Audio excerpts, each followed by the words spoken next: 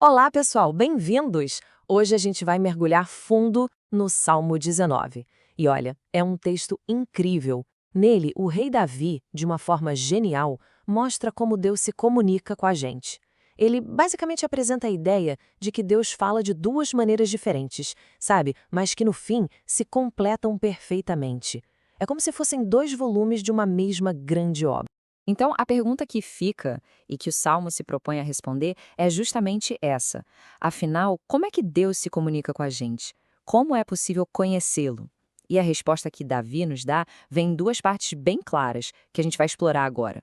Para a gente entender a estrutura do Salmo, a melhor forma é pensar nesses dois livros de Deus. O primeiro, vamos chamar de livro da criação. É uma revelação que está aí para todo mundo ver, sabe? Universal, sem palavras, que mostra o poder imenso do Deus Criador. E aqui o Salmo usa o nome El. Já o segundo é o livro da palavra. Essa revelação é diferente, é pessoal, vem com palavras e mostra quem Deus é, a sua vontade, e aqui o nome muda para Yahweh, o Senhor. E essa mudança de nome não é por acaso, viu? É totalmente intencional. Mostra uma jornada de um conhecimento geral sobre um Criador para um relacionamento pessoal com o Deus da aliança. Bom, vamos começar então com o primeiro livro, A Criação. O convite de Davi aqui é bem simples. Olhe para cima, olhe ao redor. O universo inteiro está, de alguma forma, falando. E o Salmo já começa com essa declaração de impacto. Os céus proclamam a glória de Deus, e o firmamento anuncia as obras de suas mãos. Note bem os verbos: proclamar, anunciar. Os céus não estão só ali, parados, existindo. Eles estão ativamente declarando algo. O firmamento não é mudo. Isso não é algo que aconteceu uma vez e pronto. É uma declaração contínua que ecoa dia após dia, noite após noite, sem parar. E o mais fascinante é que essa comunicação não precisa de palavras que a gente ouve. É uma linguagem universal. Ela ultrapassa qualquer barreira de idioma, de cultura, de geografia. Não importa onde uma pessoa esteja, a mensagem sobre a existência, o poder e a glória de Deus na criação chega até ela. É como diz o Salmo, até os confins do mundo. Aí Davi usa o sol como uma metáfora poderosíssima. Ele compara o sol a um noivo saindo feliz para o seu casamento e a um herói correndo sua jornada com força total. Agora, a gente precisa entender o contexto. Naquela época, muitos povos vizinhos de Israel adoravam o sol como um deus. O que Davi faz aqui é genial. Ele pega o sol e o coloca no seu devido lugar. Ele não é o Criador, ele é só uma criação magnífica. É como uma grande lâmpada que Deus, o verdadeiro Criador, colocou no céu. E o calor e a luz do sol alcançam tudo e todos, assim como essa revelação geral de Deus na natureza é inescapável. Certo, depois de falar sobre essa revelação grandiosa na criação, Davi muda o foco. Ele nos leva para algo ainda mais específico, mais direto e mais claro: a revelação de Deus em sua palavra. E aqui está o ponto-chave da transição. A natureza, o livro da criação, nos mostra que existe um Criador todo-poderoso, certo? A gente olha a imensidão do universo e conclui isso.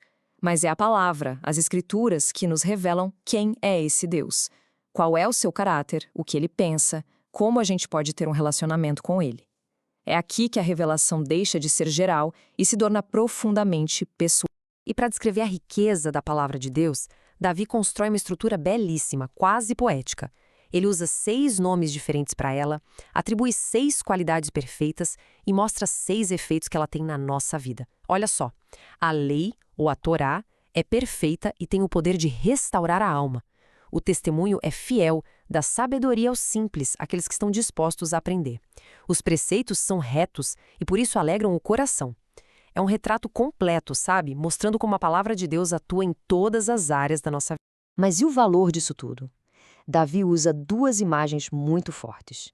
Ele diz que a palavra é mais desejável que o ouro, na época, o símbolo máximo de riqueza, e mais doce que o mel que goteja do favo, que era o sabor mais doce que eles conheciam. O que isso quer dizer para a gente? Que a palavra de Deus deve mudar o que a gente mais valoriza e aquilo que nos dá mais prazer na vida.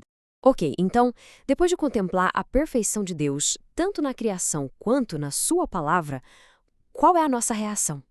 Davi mostra que a resposta natural não é o orgulho, mas sim olhar para dentro. É a introspecção. Ver a perfeição de Deus nos faz enxergar a nossa própria imperfeição. E é nesse ponto que Davi faz uma pergunta que muda tudo. Quem há que possa discernir as próprias faltas? É uma pergunta retórica, claro. Ele está dizendo que, ao se olhar no espelho perfeito da lei de Deus, ele percebe que tem falhas que nem ele mesmo consegue ver. E isso leva a um clamor sincero por purificação. Nesse clamor, Davi faz uma distinção fundamental entre dois tipos de pecado. Primeiro, ele fala das faltas ocultas.